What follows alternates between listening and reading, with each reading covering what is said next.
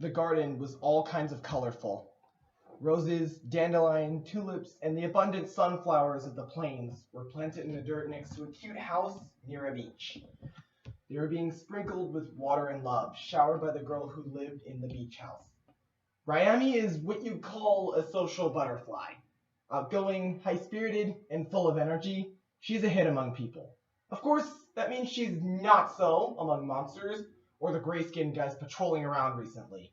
And it's not like she has the skills to defend herself either. In fact, she's completely incapable of surviving a fight. Staying away from the patrols would be a good idea. Most people cannot deny that she's very cute. She stands at 1.9 blocks tall and 1 block wide, with wavy hair the color of chocolate milk tied back into pigtails, almond skin, and dark brown eyes. She wore a warm black jacket with a foxtail hood, opened up to reveal her pale yellow t-shirt with lighter stripes. Her shirt also had a very frilly skirt with warm trim.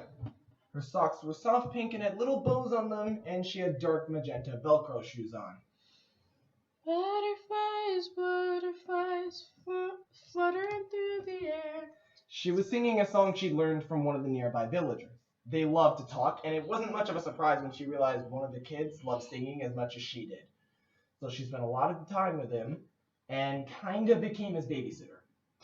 Little did she realize her life was about to change, because about 100 blocks away, a crossbow was mounted, loaded, and ready to blow.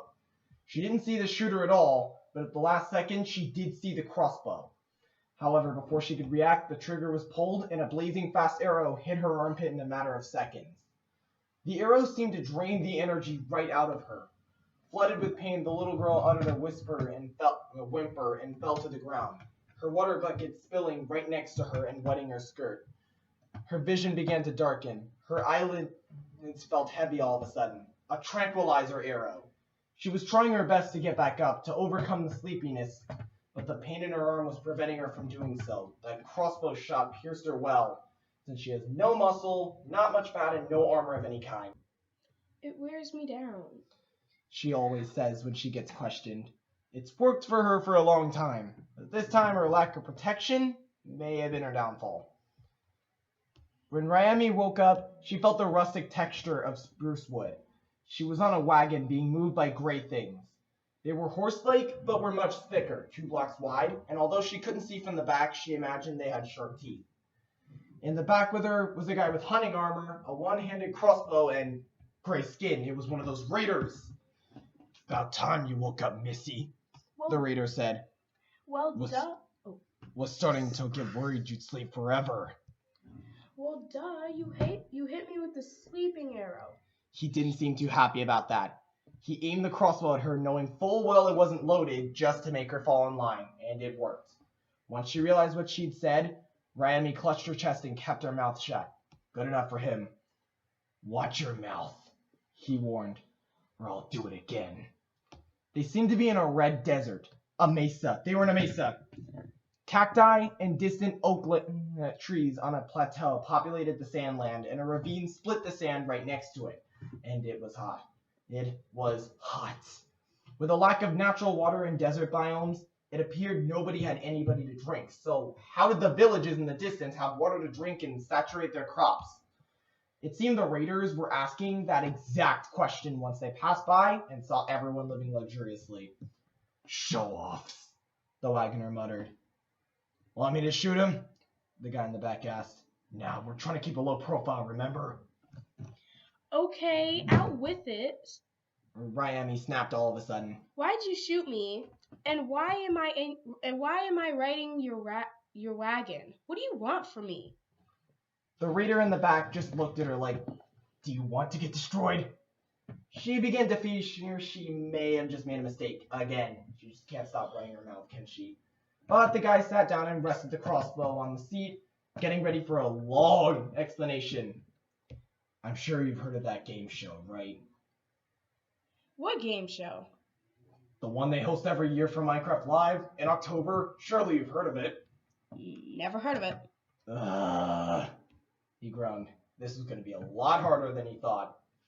There's this game show on the other side of the world. It's called Minerware, very far, and it's offering a grand prize of 10,000 mine coins. What, you want me to compete and earn the money for you? I'm not a puppet. Just enter yourself. We would, but there's one tiny problem. The wagoner cut in. We're not the kind of people they want entering. We're not.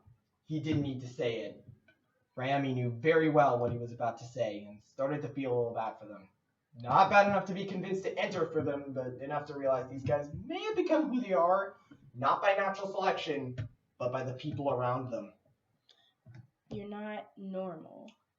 Ryami has that charm, the ability to see the best in people, although now was probably not the time to exercise that, because she was literally face to face with a guy armed with a one-handed crossbow. But when she got the slightest hint that they were treated differently from others, she started to feel a little bit of empathy, because to an extent, she had a very similar childhood. But that's a story for another time. Okay, so they won't let you compete in this game show. Why do you want the grand prize? It's 10,000 mine coins! Who wouldn't want 10,000 mine coins? The reader said, like she was an idiot. Plus, it showed those brats why you don't boast. Are you sure? Because last time I checked, the people nearby at my nearby village are quite lovely. That's because you haven't lived the life of an illager. When she heard that, she zipped it completely. Illager. The term seemed familiar to her. Perhaps she read about it in a book or something. Look, if you're not going to help us, we'll just have to give you a shot you'll never forget, the pillager said. Then he loaded his crossbow. As much as she didn't want to help a gang of outlaws get rich off her hard work, and as not sure as she was about her chances, Ryami didn't have much of a choice. She sighed, tugged down her skirt, which was still wet, and crisscrossed her legs off the edge of the wagon. Okay, I'm in, she agreed.